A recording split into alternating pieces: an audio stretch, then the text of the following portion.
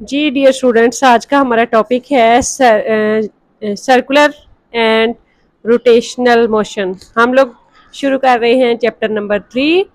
इसमें हमारा first topic है सर्कुलर मोशन।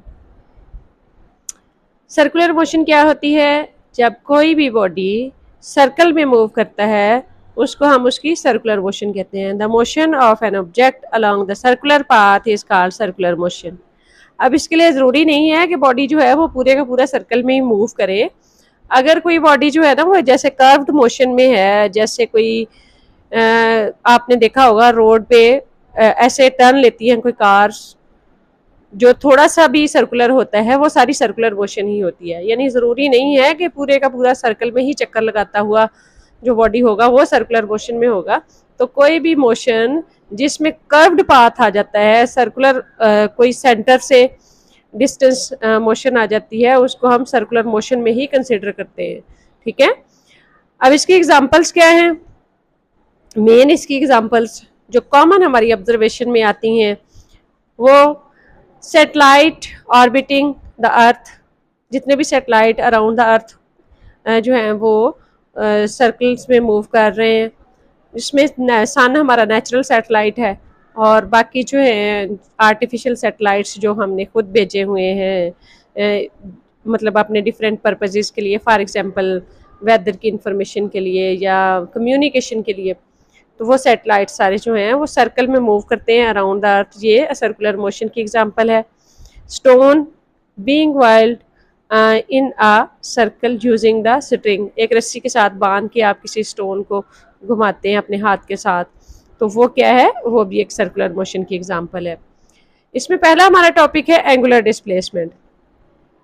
ये आपके लिए एक न्यू क्वांटिटी है फर्स्ट ईयर में, क्योंकि मैट्रिक में आपने एंगुलर डिस्प्लेसमेंट नहीं पढ़ा। सिंपल लीनियर डिस्प्लेसमेंट तो आपने पढ़ा होगा कि बॉडी जब स्ट्रेट लाइन में मूव करता है तो उस वक्त जो डिस्प्लेसमेंट कवर करता है उसको हम सिंपल जो है वो डिस्प्लेसमेंट कहते हैं। लेकिन एंगुलर डिस्प्लेसमेंट कब होता है? जब कोई बॉडी सर्कुलर मोशन में होता है तो देन जितना एंगल उसका at the centre of the circle बनता है उसको हम उसका एंगुलर डिस्प्लेसमेंट कहते हैं। So we will define it as when a body moves along a circular path, the angle made by an arc of circle, यानी अगर कोई आर्क सर्कल की बन रही है उससे जो एंगल बनता है eight the centre of the circle is called angular displacement. उसको हम एंगुलर डिस्प्लेसमेंट कहते हैं।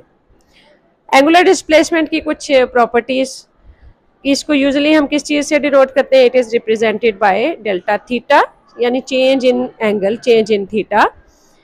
It is a dimensionless quantity, इसकी कोई डायमेंशंस नहीं होती।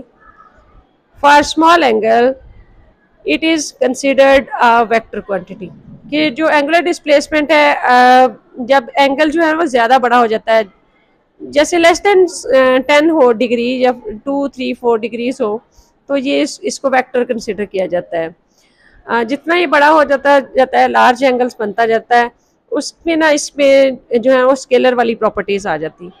इसलिए बेसिक स्मॉलर लेवल पे हम क्या इसको लेते हैं? हम इसको वेक्टर लेते हैं। अच्छा, इसको अंडरस्टैंड करने के लिए, जैसे ये एक बॉडी है, ये सर्कल में मूव कर रहा है, इस जगह से मूव करते हुए इस जगह पे चला जाता है, तो ये इसने जो एंगुलर डिस्प्लेसमेंट कवर किया वो डेल्टा थीटा होगा। ये यानी यो एंगल यहाँ पे इसका eight the centre of the circle बना वो डेल्टा थीटा है।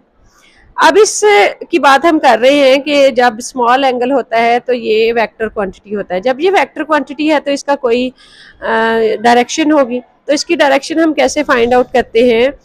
इसकी डायरेक्शन फाइंड आउट हम ऐसे करते हैं कि its direction is along the axis of rotation and given by the right hand rule. इसको हम राइट हैंड रूल से इसकी डायरेक्शन निकालते हैं और ये along the axis of rotation, यानी अगर कोई बॉडी जो है वो ये ऐसे मूव कर रहा है तो इसका एक्सिस ऑफ रोटेशन ये सेंटर में, तो ये सेंटर में जो है इसका एक्सिस ऑफ रोटेशन होगा। इसको इसकी डायरेक्शन जो है वो इसके एक्सिस ऑफ रोटेशन की डायरेक्शन में होती है। अभी हम राइट हैंड रूल अप्लाई करते हैं इस पर। तो राइट हैंड रूल क्या होता है? आपने क्या करना है? You have to grasp the axis of rotation in right hand with the fingers curling in the direction of rotation. यानी आपने, ये आपका एक्सिस ऑफ रोटेशन है। अगर आपने राइट हैंड के साथ ऐसे इसको पकड़ना है और अपनी फिंगर्स को आपने कर्ल करना है उस डायरेक्शन में, जिस डायरेक्शन में रोटेशन हो रही है उस डायरेक्शन में फिंगर्स को कर्ल कर लेना है। आपका थंब जो होगा वो इरेक्टेड होगा। ये स्ट्रेट थंब इरेक्टेड जो होगा, the erected thumb gives you the direction of the angular displacement. अब इसके लिए हम क्या करते हैं, लेट अस कंसीडर कि कैसे इसकी मोशन होगी। जैसे ये एक बॉडी है, इसका मास m है, ये एक सर्कल में मूव कर रहा है, ये इसका सेंटर है, सेंटर को हम ओरिजिन या ओ लेते हैं। ये एक्स एक्सिस है, ये वाई एक्सिस है। अगर ये बॉडी इनिशियली इस पोजीशन पे था, इसका एंगल थीटा जो है वो एक्स एक्सिस के साथ बन रहा था, तो इसने कुछ डिस्टेंस अलोंग द सरकमफेरेंस यहाँ से कवर किया। ये एस इसकी आर्क लेंथ होगी। आर्क लेंथ कहते हैं इस डिस्टेंस को जो कि एक सर्कल का कुछ पार्ट हो उसके सरकमफेरेंस का, उसको हम उसकी आर्क लेंथ कहते हैं। तो आर्क लेंथ जो है वो यहाँ पे एस है। अगर इसमें थोड़ा सा डिस्टेंस या P1 से P2 पॉइंट पे चला गया तो ये एंगल जो इसमें चेंज आया, नया एंगल जो बना, इसका पहले थीटा था फिर डेल्टा थीटा इसमें ऐड हो गया, तो टोटल एंगल जो है वो एक्स एक्सिस के साथ थीटा प्लस डेल्टा थीटा होगा फाइनल पोजीशन पे। तो ये डेल्टा थीटा जो है ये असल में क्या है, ये आपका एंगुलर डिस्प्लेसमेंट है। तो एंगुलर डिस्प्लेसमेंट जो है इसको फाइंड आउट करते हैं हम डेल्टा थीटा फाइंड आउट करने से। अब डेल्टा थीटा जो है इसके लिए हम साइन कन्वेंशन कौन से यूज करते हैं कि किस तरह से ये कब पॉजिटिव होगा और कब नेगेटिव होगा।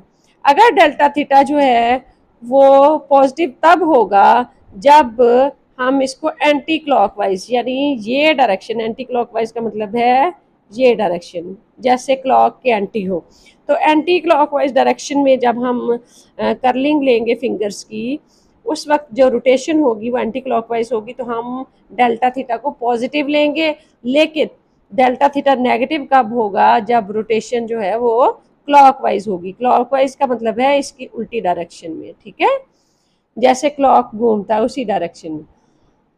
अब इसके बाद इसका एसआई यूनिट क्या है, इंटरनेशनल यूनिट जो है वो रेडियन इस्तेमाल होता है एंगुलर डिस्प्लेसमेंट के लिए, डेल्टा थीटा के लिए। अब ये जो एंगुलर डिस्प्लेसमेंट है डेल्टा थीटा, इसको रेडियन में तो हम लेते हैं, लेकिन इसके अलावा अभी जो आप लोगों ने इससे पहले एंगल्स पढ़े हैं वो आप डिग्री में लेते रहे हैं। और या रेवोल्यूशन, रेवोल्यूशन का मतलब होता है कितने चक्कर, एक चक्कर पूरा लग जाना, उसको हम कहते हैं रेवोल्यूशन। एक रेवोल्यूशन कंप्लीट हो गई। तो इसका दूसरे यूनिट जो हम इस्तेमाल करते हैं वो रेवोल्यूशंस भी इस्तेमाल करते हैं, डिग्री भी इस्तेमाल करते हैं। जो डेली लाइफ में आपने दूसरी प्रॉब्लम्स में डिग्री पढ़ा होगा जो मैथ की प्रॉब्लम्स हैं, लेकिन रेवोल्यूशन जो है ना वो आमतौर पर प्रैक्टिकल यूज़ में काफ़ी आता है। जैसे कि गाड़ियों की जो होती है टायर की मूवमेंट, उसको हम रेवोल्यूशंस पर मिनट में लेते हैं, जिसको हम RPM बोलते हैं, रेवोल्यूशंस पर मिनट। तो ये यानी रेवोल्यूशन भी इसका यूनिट है, नंबर ऑफ साइकिल्स पर मिनट या पर सेकंड वो भी इसका यूनिट है, डिग्री भी इसका यूनिट है, लेकिन ऐसा यूनिट जो है वो रेडियन है। रेडियन कितना होता है, जब आर्क लेंथ और रेडियस इक्वल हो तो उस वक्त जो एंगल होता है वो 1 रेडियन होता है। अभी हम रेडियन को भी देखेंगे कि कितना इसका एंगल जो है वो होता है कितने डिग्री के बराबर। लेकिन उससे पहले ना हम ये देखेंगे कि जो लीनियर डिस्प्लेसमेंट एस जिसको हम कहते हैं और एंगुलर डिस्प्लेसमेंट डेल्टा थीटा, इनका आपस में क्या रिलेशन है। तो उसके लिए हम वही बॉडी की बात कर रहे हैं जिसको हम मूव कर रहे थे कि एक consider a particle that is moving in the circle of radius R having the centre at O. Origin पे अगर सेंटर है तो then let the particle moves from point P1 to P2, जैसे कि हमने अपनी फिगर में भी शो किया। सो उसकी आर्क लेंथ S जो होगी उसका थीटा के साथ ये रिलेशन है कि theta will be equal to arc length over radius of the circle. So we write theta is equal to S over R, यानी आर्क लेंथ ओवर रेडियस। अब हम देखेंगे कि रिलेशन जो है वो रेडियन का और डिग्री का आपस में क्या है। अच्छा, उसके लिए जो पार्टिकल हमारा मूव कर रहा है सर्कुलर मोशन में है, अगर उसने एक कंप्लीट रेवोल्यूशन 1 पूरा ऐसे साइकिल जो है वो मुकम्मल कर लिया एक, तो उसने जो टोटल डिस्टेंस अगर वो यहाँ से चला और वापस यहीं पे घूम के आ गया, तो जो इसने डिस्टेंस कवर किया अलोंग द सर्कमफेरेंस, वो 2πr डिस्टेंस, यानी टोटल आर्क लेंथ जो इसकी होगी वो 2πr होगी। और थीटा जो हम पहले लिख चुके हैं, theta is equal to S over R, यहाँ पे एस की जगह पे इसकी वैल्यू लिखें 2πr, तो theta will be equal to 2πr over R. R जो है वो हमारा आर के साथ कैंसिल हो जाएगा, हमारे पास जो है थीटा की वैल्यू बचेगी 2π रेडियन। तो थीटा जो है अगर यहाँ से ये बॉडी चला था और ये पूरा सर्कल कंप्लीट करने के बाद यहाँ तक आ गया, तो आपको पता है ये टोटल जो है यहाँ 0 डिग्री होता है, यहाँ 90 डिग्री होता है, यहाँ आपका 180 डिग्री और ये 270 डिग्री। जब ये घूम के यहाँ से यहाँ वापस आ गया तो टोटल यहाँ पे आके उसके 360 डिग्रीज उसने कंप्लीट कर लिए। तो हमारा एंगल टोटल कितना हो गया 360 डिग्री। और ये कितने रेडियन के इक्वल आया है, ये 2π रेडियन के इक्वल आ रहा है। तो यहाँ से अगर हम 1 रेडियन की वैल्यू निकालें तो ये 2π डिवाइड हो जाएगा 360 के साथ। तो 2π आपका 360 से डिवाइड हुआ तो 1 रेडियन की वैल्यू हमारे पास 360 डिग्री ओवर 2π आ गई। अब हम इसको कैलकुलेट करें तो आंसर आता है कि 1 रेडियन जो है वो 57.3 डिग्री। तो एक रेडियन जो होता है वो 57.3 डिग्री के इक्वल होता है।